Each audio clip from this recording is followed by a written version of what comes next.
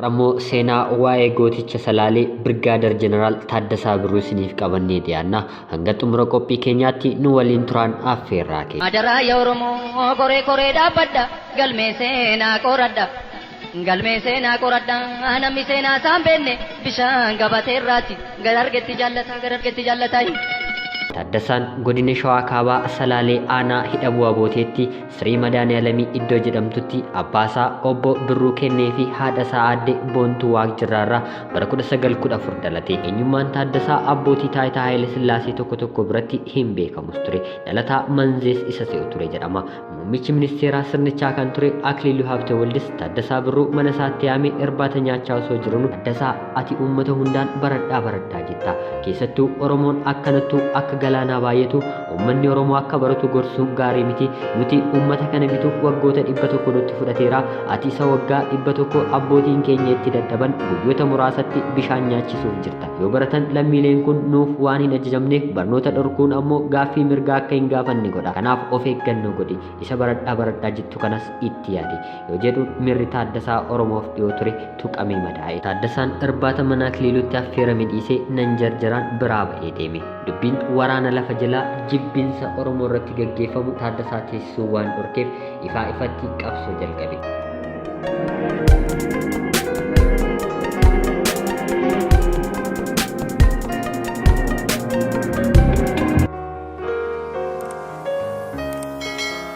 Obbo Birruun weerara Xaaliyaanii qolachuuf manaa ba'anii faashistootaa fi baandotaan rukutamanii daree waraanaa irratti kufaniiru. Ati warra isaaniis rifachuun ji'oota 3 dhukkubsachaa eega turaniin booda addunyaa kanarraa boqotanii. Taaddasaanis ijoollummaatti abbaa fi haadha malee hafe. Umurii kanattis akka daa'imman kaanii haadhaaf abbaa dhabanii beelaaf dheebuu isaa osoo hin himatiin guddate. Faashistoota Salaalee qabatan hiriyoota isaa waliin bosona seenuun ba'aa gala dhorkee ture. Xaaliyaanonni baandota Salaaleetti fayyadamuun Taaddasaaf to'annoo jala oolchuunii fi hidhaaf Somaaliyaatti dabarsanii geessaniiru. Egaa hidhaa keessatti dararamaa turaniin booda xumura waraana addunyaa lammaffaa irratti gareen faashistootaa gaafa injifatamanii baqatan Taaddasaan loltoota Ingilizii faashistoota karaa bahaa Afrikaatti ari'an keessatti miseensa ta'ee hiriiruun dandeettii fi aarii qabuuf isaanitti argisiiseera. Ingilizoonni dandeettii isaa arganis leenjii loltummaa Keeniyaa Mombaasaa dhaqee akka argatuuf isa erganii.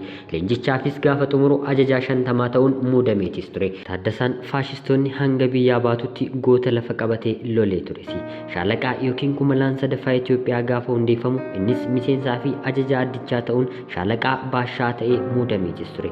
Amajjii 1934 shaalaqaa sadaffaarraa gara baha Itoophiyaa loltoota addaa Harargee jiranitti jijjiirame itti aanaa ajajaa dhibbaa ta'es muudameeti ture. Baruma kana wiirtuu leenjii hoolotaa Gannat seenuunis barnoota loltummaa eega barateen booda hojiis achumaan eegalee ture. Waggoota 3 booda bara 1937 wiirtichatti deebi'es barsiisummaan tajaajilaas ture. Waggaa 2 booda bara 1939 Birgeediin Arfaffaa yeroo hundeeffamu shaalaqaa 23ffaa keessatti ajajaa itti aanaa ta'uun ergama loltummaas fudhateetis ture. Birgeediin 24ffaa keessatti yeroo baay'ee osoo hin turin aangoo meejarummaa kennamee fi waggoota 3 fi ji'oota 8 booda ammoo Birgeedii sadaffaa keessatti itti aanaa bulchiinsaa ta'uunis muudameeti. Humni poolisii biyyattii gaafa gurmaa'u bara 1947 Taaddasaan umuriin isaa 33 ture. Umurii isaa kanaanis aangoo Leeteneel Koneelummaatiin leenjisaa poolisii ammayyaa Itoophiyaa ta'ee nama muudamuu danda'e ture. Poolisoota daddafee qaqqabaa yookiin humna addaa yeroo jalqabaatiif leenjisee kan eebbisiise Taaddasaa ture. Taaddasaan bara 1951 aangoo guutuu koloneelummaa argate.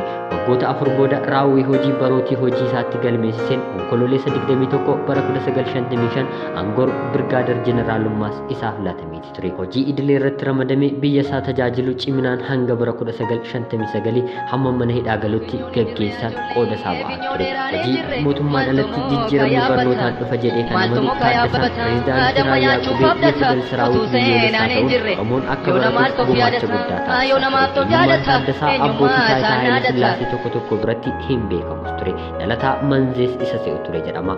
Muummichi ministeeraa sirnichaa kan ture Akiliiluu Habtewaldis Taaddasaa Birruu mana isaatti yaamee irbaata nyaachaa osoo jiranu Taaddasaa ati uummata hundaan baradhaa jetta.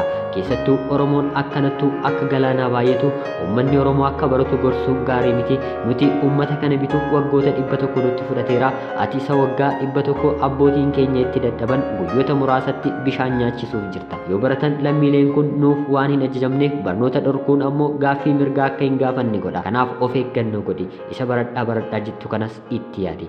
Yoo jedhu mirri Taaddasaa Oromoof dhiyoo ture tuqamee madaa'e. Taaddasaan irbaata mana Akiliilutti affeerame dhiisee nan jarjaraan biraa ba'ee deeme. Dubbiin waraana lafa jalaa jibbinsa Oromoo irratti gaggeeffamu Taaddasaa teessisuu waan dhorkeef ifaa ifatti qabsoo jalqabe. Qabsoo lammaffaa jidduu gala Oromiyaatti banuuf namoota 15 hin caalle of duuba kaasanii ji'a Amajjii keessa bara 1967 bosona lixa Shawaa seenan. Waldaan Maccaa fi Tuulamaa Oromoon akka wal jaallatee tokkummaan dhaabbatu, seenaan isaa akka gabbatu, aadaan isaa akka dagaaguu fi afaan isaa akka sirnaan beekamtii argatu ciminaan hojjeteera.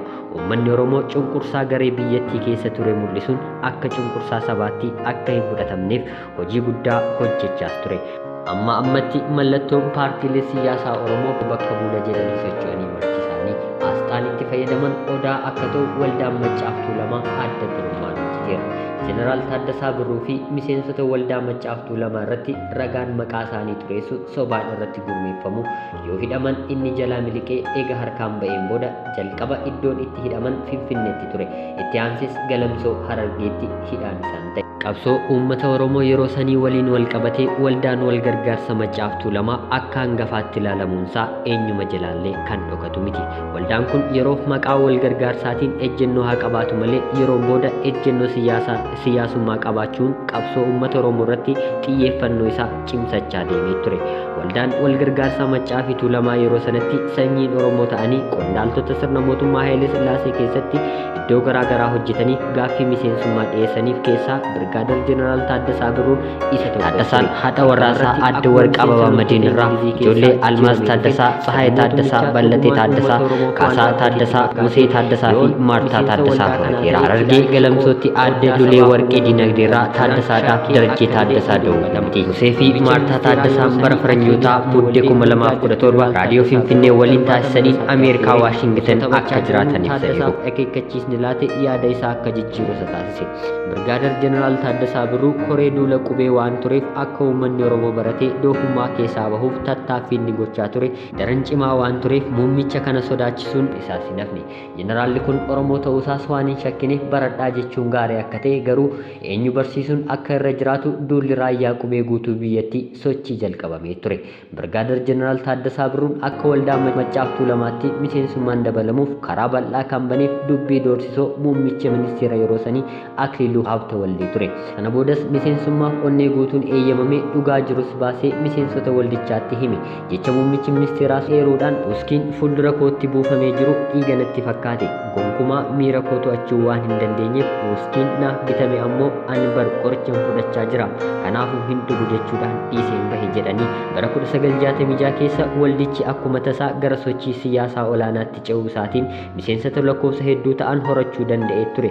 Jijjiiramni dhufe kunis bu'uurri isaa haasawaa dadammaqiinsaa Birgaadir Jeneraal Taaddasaa Birruun taasiseeni. Haasofti jeneraalichaa waa'ee muummicha ministeeraa abbootii taayitaa mootummaa kan turan loltoota sadarkaa olaanaa gahanii fi Oromoo gara dhaabbilee barnoota olaanaa galan lakkoofsi isaanii akka hir'atu kan jedhu bakka jeneraalli kun jirutti walgahii gaggeeffame irratti ibsamuu isaas eeraniiti turan. Yeroon booda shira abbootiin taayitaa olaanoo mootummaa Hayilee Sillaasee qopheessaniin Birgaadir Jeneraal Taaddasaa Birruu fi ajajaa dhibbaa Maammoo Mazammir namoota lakkoofsaan 7 ta'an waliin gara mana hidhaa Alam Baqqaanyitti darbataman. Xaaxoo fi yakka Birgaadir Jeneraal Taaddasaa Birruu fi jaallan isaa hafan ittiin himataman. Heera mootummaa diiguudhaan tokkummaa uummata Itoophiyaa yeroo dheeraa cimee ture kan fashaleessu holola sobaa oofuudhaan uummata jeequmsaaf kakaastan. Bakka walgahii hundatti uummata mootummaa irratti meeshaa waraanaa qabatanii akka kaka'an Taaddasaan yoo dubbatu kanneen hafan ammoo ajajaa fi yaada isaa irratti walii galaniiru. Himata Birgaadir Jeneraal Taaddasaa Birruu fi jaalleen hafan irratti qindaa'eef jeneraalli kun callisee ilaaluu hin teenye. Iyyata bilisummaa uummata tokkoo wantoonni guutuu akka ta'u godhan baay'ee ta'an illee shakkii guddaan garuu seera baheen murtii madaalamaa wal qixa fayyadamuudha.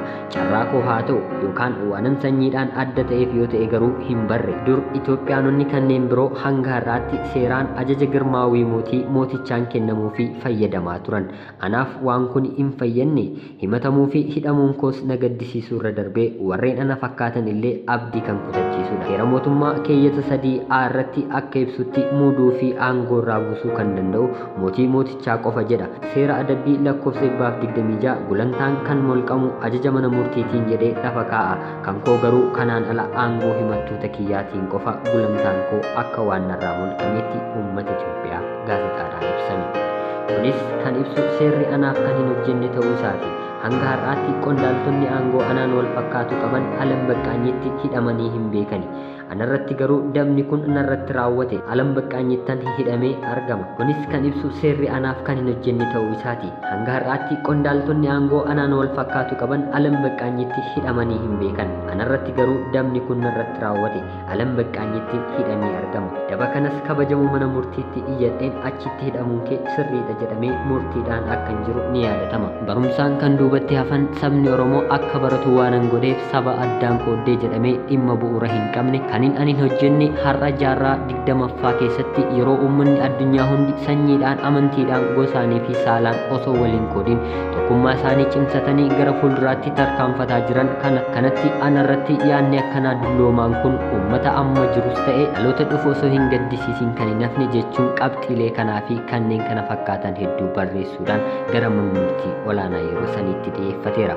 Manni murtii olaanaa ragaan qabaman murtii isaa murteesse. Murtiin kunis miila qabsoo uummata Oromoo yeroo sanaatti madeesseera. Birgaadir Jeneraal Taaddasaa Birruu fi ajajaa dhibbaa Maammoo Mazammir du'aan akka adabamu kanneen hafan ja'an ammoo hidhaa cimaa waggoota garaagaraatiin akka hidhaman irratti murtaa'e. Murtiin obbo Hayilamaariyaam Gammadaa sababa dhukkubsatanii mana yaalaa jiraniif bira darbame yeroon booda akka irratti murteessu walii galaniiru. Murtiin du'aa kan mirkaneessu yookiin raggaasisu mootii Haayile Sillaasee waan tureef kanneen biroo akkuma jirutti mirkaneessee kan Birgaadir Jeneraal Taaddasaa Birruu murtii du'aarraa gara hidhaa umurii guutuutti jijjiirame. Kunis jeneraalichi fonqolcha mootummaa Haayile Sillaasee irratti muddee 5 bara 1953 gaggeeffame olaantummaadhaan kan fashaleesse Jeneraal Taaddasaa waan ta'eef isa akka oolmaatti lakkaa'eetis jedhama. Murtii Maammoo Mazammir akkuma itti cimetti itti fufee walakkaa bara 1962 mana hidhaa Finfinneetti argamu Alam Baqqaan jedhamee waamamu keessatti akka fannifamee deemu taasifame. Birgaadir Jeneraal Taaddasaa Birruu erga murtiin hidhaa umurii guutuutti jijjiiramee fi gara magaalaa Hararitti akka ergame hidhamu taasifame. Baay'ee osoo hin turin manni hidhaa magaalaa Harar gara mana hidhaa Galamsootti jijjiirame. Taateen kun carraa addaa jeneraala kanaa fi uummata Oromoof uumees ture. Taaddasaa Birruu hidhamaa amanamummaan socho'aa waan tureef carraa uummata waliin wal argee qabsoo uummata Oromoo bifa haaraa ta'een finiinsuu eegalu argate. Haalli gaariin uumameef tokko uummanni Harargee yeroo sanaa qabsoo diddaa garbummaa finiinsaa turan waan jiraniif ture. Keessattuu gootichi ilmi Oromoo Elamoo Qilxuu bosona carcar galuudhaan lammii isaa waanjoo garummaa jalaa baasuuf tattaaffii cimaa gochaa yeroo jiru ture. Birgaadir Jeneraal Taaddasaa Birruu qunnamtii isaa dhoksaan Elamoo Qilxuu wajjin gochaa uummanni naannoo sanii ammoo akka barataniif gorsaa turani. Uummata Oromoo irraa dhalatee yookiin nyaatee guddatee maqaa Taaddasaa faatiin daldalatee bu'aa buufachaa kan tures hedduudha. Baana 2 bara 1966 sirni Haayile Sillaasee waan kufeef dargiin Birgaadir Jeneraal Taaddasaa Birruu fi hidhamtoonni biroos akka hiikaman ajaja dabarse. Ammallee sirni dargii uummataaf akka hin taane kan hubate jeneraalli kun cunqursaa yeroo dheeraadhaaf uummata Oromoo irra ture faccisuuf too hidhannoo filatee bosonatti galuudhaan sirna dargii wajjinis wal falmuu eegale. Onkoloolessa 23 bara 1959 yaalii fonqolcha mootummaa Haayile Sillaasee irratti taasifame irratti Birgaadir Jeneraal Taaddasaa Birruu walitti qabaa Birgaadir Jeneraal Daawit Abdii miseensa Leetinil Koloneel Alamuu Qixxeessaa miseensa ajajaa dhibbaa Maammoo Mazammir qaboo yaa'ii loltuu lammeessaa boruu dhukaasa matareesii fi miseensa obbo Saifaa Tasammaa miseensa obbo Daadhii Fayisaa miseensa obbo Mokonnon Wasanuu miseensa obbo Hayilamaariyaam Gammadaa miseensa ta'uun hirmaataniiru. Warreen kanneen hundi isaanii ijoollee Oromoo fi miseensa waldaa wal gargaarsaa Maccaaf Tuulamaati. Onkoloolessa 12 fi 22 bara 1959 mana jireenyaa Taaddasaa Birruutti wal ga'anii mootummaa Haayile Sillaasee aangoo irraa buusuuf meeshaalee waraanaas qopheeffatanii guyyaa ayyaana dhaloota Haayile Sillaasee eeggachuuf balaa qaqqabsiisuuf turan. Guyyaan dhaloota mootichaas onkoloolessa 23 waan ture. Baruma 1959 miseensota fonqolcha mootichaa irratti raawwachuuf galgala toora sa'a tokko walakkaa konkolaataa hojii Birgaadir Jeneraal Taaddasaa Birruu yaabbatanii masaraa seenan. Kabaja ayyaanichaafis loltoonni kubur zabanyaa agarsiisa waltajjii fi eegumsa mooraa masaraatiif taasisuuf qophaa'anii turan. Loltoota kanneenis kan ajaju Taaddasaa waan tureef rakkina tokko malee dhimma kaaniif raawwachuun isaaniiti ittiin ulfaatu ture. Haa ta'uutii ajajaan eegduu masaraa loltoota miseensa lafoo 50 qopheessuun isaa waan itti hime. Eegdonni biroo hin barbaachisaniiti hin ta'uun yaadni kaayyoo isaa fashaleessuu duubaan ka'e isa gaddisiise. Taaddasaanis jaalleewwan isaa waliin manatti deebi'anii maatii isaaniitti nagaa eega dhaamanii booda gara bosona subbaa mannaa gashaa seenan. Kunis onkololeessa 23 bara 1959 ture. Hamma galgala sadaasa bara 1959ttis achuma turanii qeesii Madaaniyalamii mannaa gashaa erguun Haayile Sillaaseen araara uumanii guyyaa biroo eeguutti ka'anii. Utuu finyoon hin jirre ajoollee finyoo dheeraan hin jirre maaltu muka yaabbata maaltu muka yaabbata damma nyaachuuf abdata utuu seenaan hin jirre yoo namaaf of yaadata yoo namaaf of yaadata eenyummaa isaan naadata adaraa yaa Oromoo koree koree dhaabbadha galmee seenaa qoradha galmee seenaa qoradha namni seenaa isaan beenne bishaan gabateerraati gar argetti jaallata